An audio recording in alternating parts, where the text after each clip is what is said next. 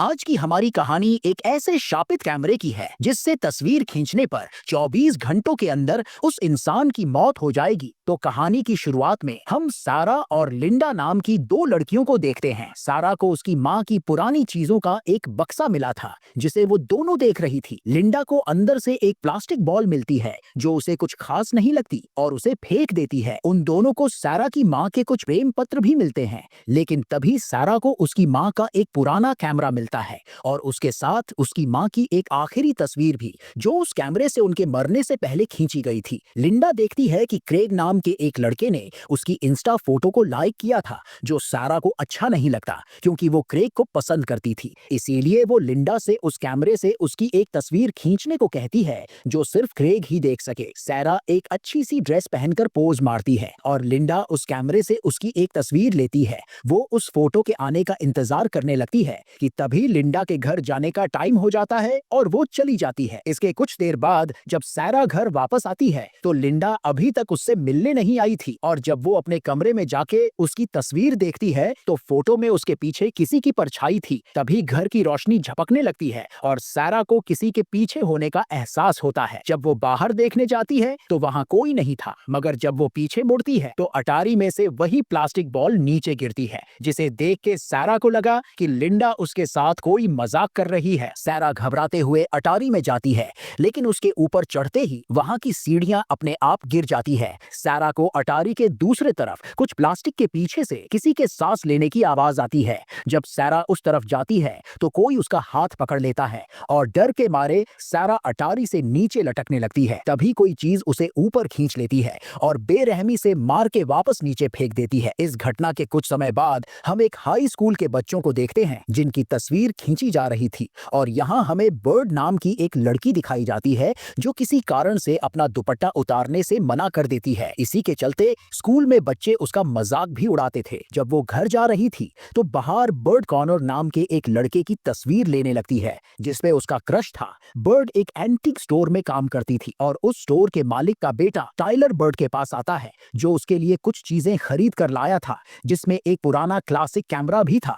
और ये वही कैमरा था जो हमने कहानी की शुरुआत में देखा था।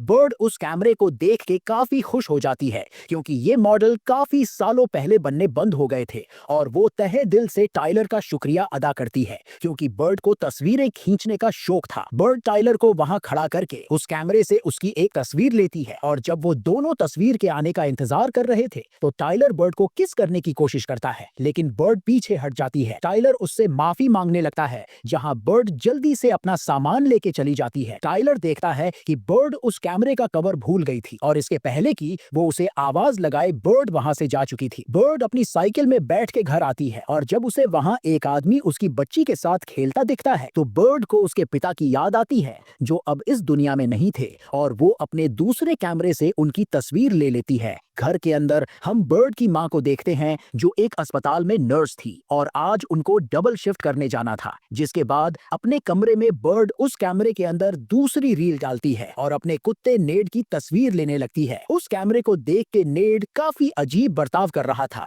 और इसके पहले कि बर्ड नेड की तस्वीर ले वहां उसकी दोस्त केसी आ जाती है। केसी और बर्ड काफी अच्छी दोस्त थी और वो बर्ड को आज रात अपने साथ एक कॉस्ट्यूम पार्टी में आने को कहती है जहां बर्ड काफी शर्मीली लड़की थी, इसलिए वो मना करने लगती है। लेकिन जब केसी उसे बताती है कि उस पार्टी में कॉर्नर भी आने वाला है तो बर्ड आने के लिए मान जाती है और केसी बर्ड को उसका कॉस्ट्यूम देती है। रात में बर्ड केसी के साथ मीना के पिता की गाड़ी में पार्टी की तरफ जाने लगती है जहां मीना का बॉयफ्रेंड डेविन भी उनके साथ था। तभी बर्ड अपने पर्स में से टाइलर की तस्वीर निकालती है तो उसे टाइलर के पीछे किसी की परछाई दिखती है। वहीं दूसरी तरफ टाइलर शॉप को बंद करके घर जा रहा था कि तभी वो एक पार्सल देखता है जिसमें एक प्रोजेक्टर था। टाइलर उसे बाहर निकाल के उसकी टेस्टिंग करने लगता है, मगर तभी उनमें से एक तस्वीर में टाइलर को किसी की परछाई दिखती है जो दूसरी तस्वीर में नहीं थी। ये देख के वो प्रोजेक्टर के लेंस को साफ करता है, लेकिन वो परछाई अब बाकी तस्वीरों में भी आ गई थी। ये देख टाइलर घबरा जाता है जहां उसे लगा कि पर्दे के पीछे कोई खड़ा है, इसीलिए वो पास पड़े एक हथौड़े को उठाता है और धीरे धीरे पर्दे के नजदीक जाने लगता है, मगर वहां कोई नहीं था। ये देख के वो हंसने देखने लगता है और उस प्रोजेक्टर को बंद करने लगता है कि तभी उसे पीछे से किसी की आवाज आती है और जब वो पीछे मुड़ता है तो उस पर्दे के अंदर कोई चीज उस पे हमला कर देती है। वही बर्ड एवरी नाम की एक लड़की के घर आती है जहां पार्टी हो रही थी और ये चीज साफ थी कि एवरी बर्ड को पसंद नहीं करती थी। वो सबको एक कार्ड देने लगती है जो उस इंसान की पर्सनैलिटी दिखाता है और बर्ड के कार्ड में एक शैतान की तस्वीर थी। केसी बर्ड से कहती है कि इस पे ज्यादा ध्यान मत दो और पार्टी को एंजॉय करो। बर्ड जब एक कोने में खड़ी थी तो शैतान का कॉस्ट्यूम पहना एक लड़का उसे घूरने लगता है जो बर्ड को काफी अजीब लगता है, इसीलिए वो ऊपर चली जाती है। लेकिन वो लड़का वहां भी उसके सामने आ जाता है और हम देखते हैं कि वो और कोई नहीं बल्कि कॉनर था, जहां वो जानता था कि आज सुबह बर्ड उसकी तस्वीर ले रही थी। लेकिन बर्ड ये कह के बात ठुकरा देती है कि वो तो बस उसके कैमरे की टेस्टिंग कर रही थी, जिसके बाद वो वहां बैठ के बातें करने लगते हैं और कॉनर बर्ड के कैमरे को देखने लगता है जहां उन दोनों के बीच एक मोमेंट बन रहा था कि तभी काम खराब करने के लिए डेविन और मीना वहां आ जाते हैं। डेविन कहता है कि आज उनके रिश्ते को 1 साल पूरा हो गया है और वो सबके साथ एक तस्वीर लेना चाहते थे, जहां बर्ड को खुद की तस्वीर लेना अच्छा नहीं लगता, इसलिए वो उनकी तस्वीर उसके क्लासिक कैमरे से लेने को कहती है। जैसे ही बर्ड उनकी तस्वीर लेने के लिए कैमरे के बटन को दबाती है तो केसी भी सामने आ जाती है। बर्ड को लगा कि टाइलर की तस्वीर की तरह इस तस्वीर में भी किसी की परछाई होगी, लेकिन जब तस्वीर बन के उनके सामने आती है तो उसमें कुछ नहीं था और बर्ड का शक दूर हो जाता है, जिसके बाद सब नीचे चले जाते हैं और एवरी बर्ड के पास आके उसके कैमरे को देखने लगती है और खुद की एक सेल्फी ले लेती है। लेकिन इसके पहले कि वो उसकी तस्वीर देखे, नीचे से कोई आवाज आती है और जब वो नीचे जाती हैं तो वहां पुलिस आई हुई थी।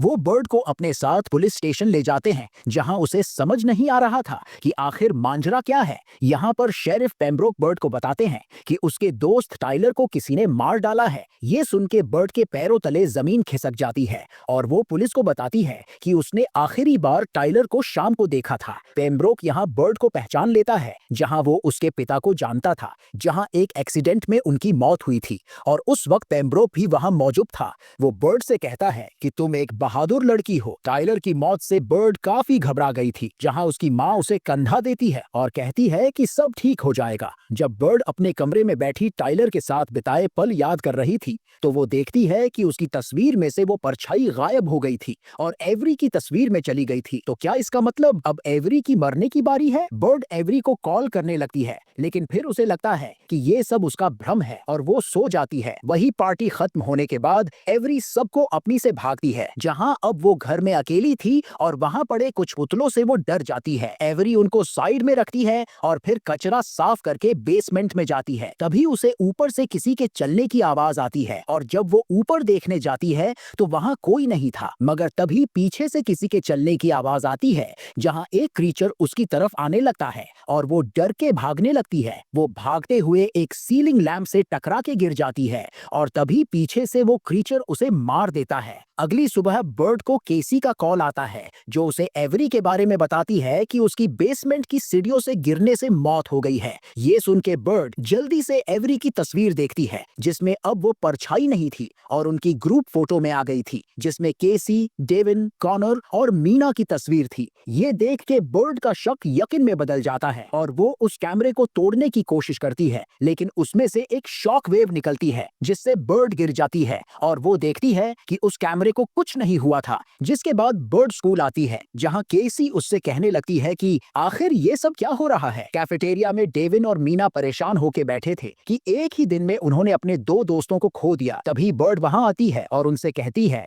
कि ये सब तस्वीर के चलते हो रहा है। तभी कॉनर भी वहां आ जाता है और बर्ड उनको उस परछाई के बारे में बताती है कि पार्टी में जाने से पहले वो टाइलर की तस्वीर में थी और उसकी मौत के बाद वो एवरी की तस्वीर में चली गई, जहां अब वो परछाई उन सब की तस्वीर में है। ये सुन के किसी को भी उसकी बात पर विश्वास नहीं आता और डेविन उनकी तस्वीर को जलाने लगता है, मगर तभी मीना के हाथ से धुआं निकलने लगता है और अचानक उसमें आग लग जाती है। ये देख डेविन उसे बुझाने की कोशिश करता है, लेकिन इससे कोई फायदा नहीं हो रहा था। जहां जब बर्ड तस्वीर में लगी आग को बुझाती है तो मीना के हाथ की आग भी गायब हो जाती है और वो तस्वीर अपने आप पहले जैसी हो जाती है। वो लोग जल्दी से मीना को अस्पताल लाते हैं और यहाँ उनको बर्ड की बात पर विश्वास आने लगा था। कॉनर बर्ड से पूछता है कि आखिर तुम्हें ये कैमरा मिला कहां से? तो बर्ड बताती है कि टाइलर इसे एक यार्ड सेल से लाया था, जहां इसके साथ बस इसका एक कवर आया था। ये सुन के बर्ड और कॉनर कैमरे के कवर को लाने के लिए टाइलर की शॉप तक आते हैं, ताकि उनको इस कैमरे की असलियत पता चल सके। कॉनर को सुरक्षित रखने के लिए बर्ड उसे गाड़ी में रुकने को कहती है और खुद पीछे के रास्ते से शॉप के अंदर जाती है। वहीं गाड़ी में जब कॉनर उनकी तस्वीर को गौर से देखता है तो उसे उसमें कुछ और भी दिखता है, और वही बर्ड कैमरे के कवर को एक शेल्फ के ऊपर देखती है, लेकिन उसे लेते समय वो नीचे गिर जाता है और तभी बर्ड को वहां प्लास्टिक के पीछे कोई दिखाई देता है। ये देख के वो वहां से भागने लगती है, लेकिन एक जगह वो गिर जाती है जहां वो क्रीचर उसके सामने आता है, लेकिन वो रोशनी में नहीं आ सकता। और ये देख के बर्ड जल्दी से वहां से चली जाती है। उसे समझ नहीं आ रहा था कि आखिर वो उसके पीछे क्यों पड़ा है। तो कॉनर उसे बताता है क्योंकि उस तस्वीर में बर्ड का प्रतिबिंब भी आ गया था। वही अस्पताल में मीना को होश आता है और ये देख के डेविन नर्स को बुलाने चला जाता है, लेकिन उसे काउंटर पर कोई नहीं दिखता। वही मीना को बर्ड का कॉल आता है जो उसे बताती है कि तुम लोग किसी भी हालत में एक दूसरे को अकेला मत छोड़ना। ये सुन के मीना डेविन के पास जाने लगती है, लेकिन तभी वो क्रीचर वहां आ जाता है। कुछ देर बाद जब डेविन वापस आता है तो देखता है कि मीना उसके बेड में नहीं थी, और तभी उसे वहां खून के निशान दिखते हैं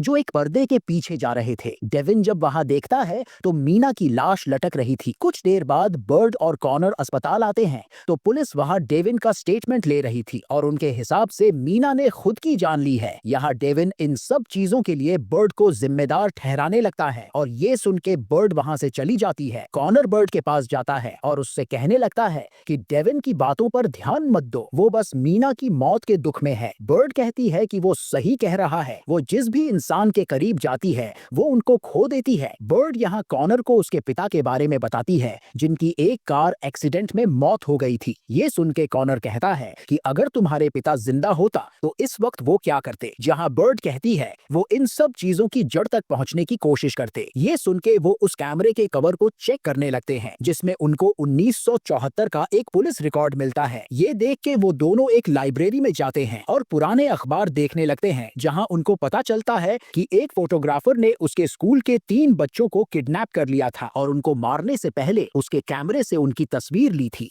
जहां बर्ड उस कैमरे में सबले का नाम देके सारा खेल समझ जाती है, क्योंकि पुलिस ने कभी उसे गिरफ्तारी नहीं किया थी बल्कि उसका एनकाउंटर कर दिया था, और उस वक्त उसका कैमरा उसके साथ था, जिसके चलते उसकी आत्मा कैमरे में बस गई। ये सब बातें वो केसी और डेविन को बताती हैं, लेकिन डेविन उनकी बात सुनने को राजी ही नहीं था। जहां वो उस कैमरे को उठा लेता है और इसके पहले कि वो कुछ गड़बड़ कर दे कॉनर उसे लेने लगता है। जहां इसी छीना झपटी में गलती से एक और तस्वीर खिंच जाती है और वो देखते हैं कि वो डेविन की तस्वीर थी। इसी के साथ वो परछाई भी उनकी ग्रुप फोटो से हटकर डेविन की तस्वीर में आ जाती है और वो घबराने लगता है। ये देख एक पुलिस वाला उसे रोकने आता है, लेकिन डेविन उसे भी एक छाता लगा देता है, जिसके चलते उसे हवालात में डाल दिया जाता है। और बर्ड और कॉनर पेम्ब्रोक को सारी चीजें समझाने लगते हैं कि उनके दोस्त की जान खतरे में है, लेकिन वो उनकी बात पर विश्वास नहीं करता और मजबूरी में उनको वहां से जाना पड़ता है। तभी बर्ड को केसी का कॉल आता है, जिसने सेबल की बीवी का पता लगा लिया था,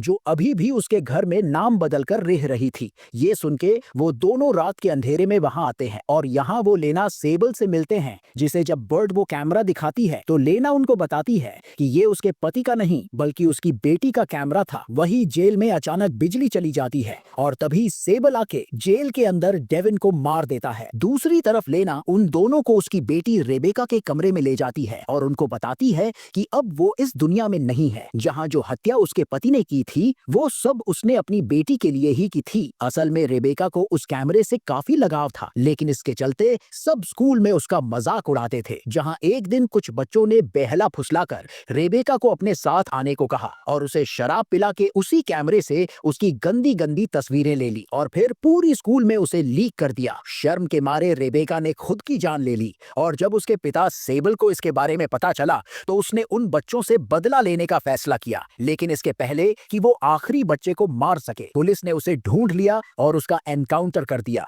जहां उसकी आत्मा को तब तक शांति नहीं मिलेगी जब तक वो आखिरी बच्चा मर नहीं जाता। तभी कॉनर को डेविन की मौत की खबर मिलती है और वो बर्ड को लेके जाने लगता है। वो दोनों वहां से सीधे स्कूल जाते हैं और केसी को भी वही आने को कहते हैं। हैं। स्कूल आके वो उस लड़के की तस्वीर ढूंढने लगते हैं और उनको पता चलता है कि वो और कोई नहीं बल्कि शेरिफ पेम्ब्रोक था। तभी पेम्ब्रोके वहां आ जाता है जिसने केसी को पकड़ लिया था और वो उन सबको अपने साथ ले जाने लगता है। बर्ड कहती है कि हम जानते हैं कि अपने रेबेका के साथ क्या किया था। जहां कॉनर उस कैमरे को लेके पेम्ब्रोक की तस्वीर खींच लेता है। ये देख के पेम्ब्रोक उनको बताता है कि लेना ने उनसे जो भी कहा है वो सब झूठ है। असल में रेबेका की तस्वीर उसके पिता ने ही खींची थी और जब उसने और उसके दोस्तों ने उसका पर्दा फाश करने की कोशिश की तो उसने उनको मरना शुरू कर दिया और इन सब चीजों में लेना भी शामिल थी। तभी सेबल पेम्ब्रोक की तस्वीर लेके उसे मार देता है और जब वो बर्ड और केसी को मारने आगे बढ़ता है तो कॉनर उस पे गोली चला देता है और मौका देख सब भागने लगते हैं।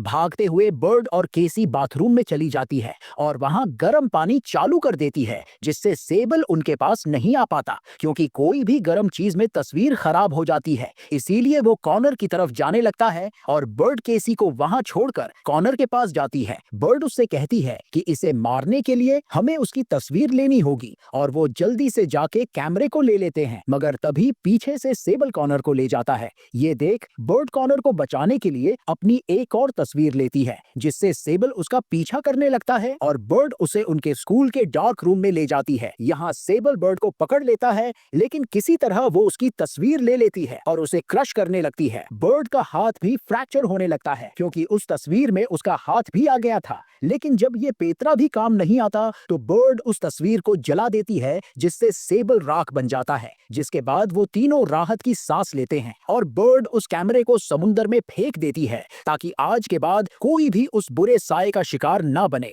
जहां इसी के साथ ये फिल्म यहीं पर खत्म हो जाती है।